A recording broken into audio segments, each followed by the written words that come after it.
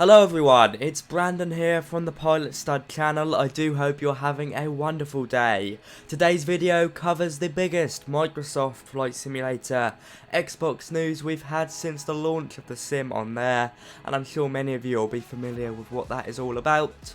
On top of that, I will be updating you all on some more interesting Microsoft Flight Simulator news on the whole, so without further delay, let us get right into it. Now, for the Noble 737, it has finally been released for Xbox, and for you guys in the comments who have already talked about it, the initial release seems to have gone very smoothly. Now, I have covered the PMDG 737 since it was released on PC and of course in the run up to Xbox, so I have to say I am very relieved to announce it, bearing in mind all the videos I've had to make covering delays. Now, on the Xbox marketplace you will be greeted with two options, both for $70 each, which is a steep price, but trust me, if you're into flying or flight simming, it is 100% worth it. You'll be met with the 737-700 and the 737-800, both by PMDG. Now, as a short summary, the 700 variant is the shorter of the two I just mentioned, carrying 149 passengers in a full economy configuration, most commonly used by Southwest Airlines over in the USA, whereas the 800 variant, which is the most popular 737NG variant, is a bit longer. It carries 189 packs, full economy config, and if you live in Europe you will of course be familiar with this aircraft, as it is the workhorse that fills Ryanair's fleet. In the cockpit, these aircraft are virtually similar, just remember you do have a much longer aircraft if you do ever swap between the 700 to the 800. I've made that mistake before. PMDG have done a superb job. On PC, the performance is great, and from when I asked my Xbox community, the majority of them confirmed performance is very good on Xbox. Be aware, if you are used to flying default Microsoft Flight Simulator aircraft, then this will be a step up.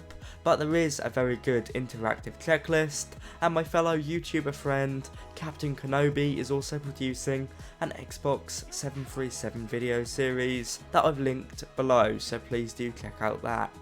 Really, the 737 by PMDG speaks for itself. Of course, there's a few more variants to be released, but in all honesty, I do highly recommend whatever variant you pick. It is an investment in flight sim fun.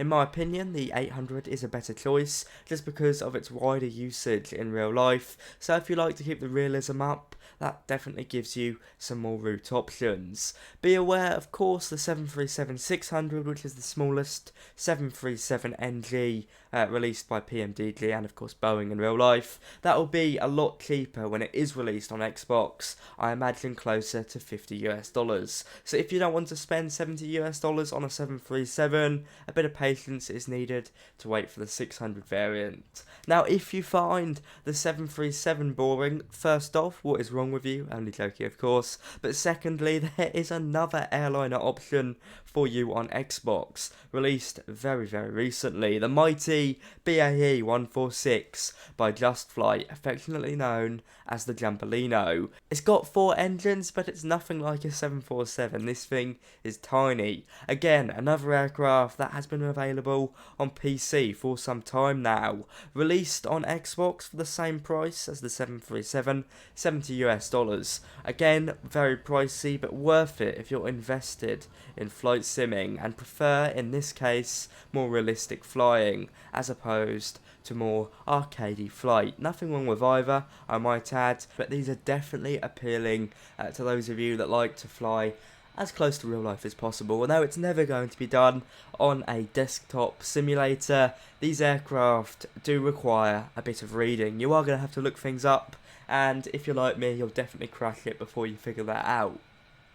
Now, the thing is with the BAE 146 is that this thing is an incredible and unique challenge. JustFlight have made the 146 with an incredible attention to detail and appreciation of the real life aircraft. It flies by hand superbly, and its systems are relatively rudimental when compared to the 737NG and especially the A320, so a very steep learning curve here, but it definitely is perfect for London City flights. Speaking of flights, share your route suggestions down below, either for the 146 or 737. We would all love to know, and I'll go through and heart routes I've flown myself. All in all, what fantastic news. It is great to see both of these airliners released for Xbox, and I have to say a big relief to me as well, as the amount of you guys asking when these aircraft will be released for Xbox is probably well into the hundreds now. They are both marvellous fun, all require a bit of reading to get them up in the air, so if you are indeed flying on Xbox, all I can say is happy flying. Now to finish off with some sim and PC news, let's kick it off with SimWorks Studios and their Pilatus 12. They've released their weekly dev update about their product line, with a specific focus on their hotly anticipated Pilatus PC12, giving us a good look inside and out. Facebook link is linked down below. Now I learned something new here, is that in the PC12, ailerons and rudders are directly mechanically linked, which in turn aids pilots when they are turning the aircraft. For those of you flying in real life, learning to fly whatever, you will be familiar with the phrase bank, balance, back pressure, which of course is the turn of events you go to turn an aircraft, and this system of them being mechanically linked aids the rudder balancing the turn, which I thought was pretty cool. Aside from that, work is going well with secondary systems being fine-tuned as we speak. Of course, this noble Swiss aircraft will be released for both PC and Xbox on payware, and I for one cannot wait to see it.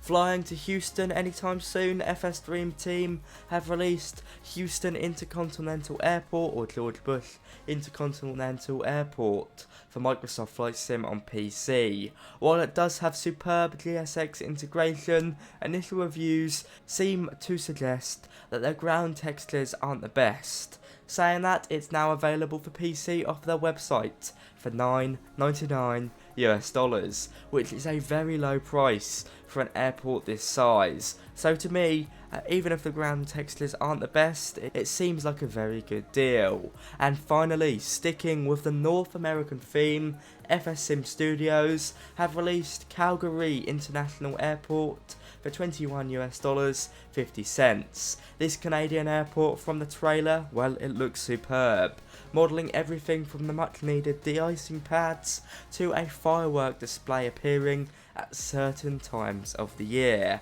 Perfect for your WestJet ops, now out for PC. On that note guys, it has been an amazing video. Thank you so much for watching.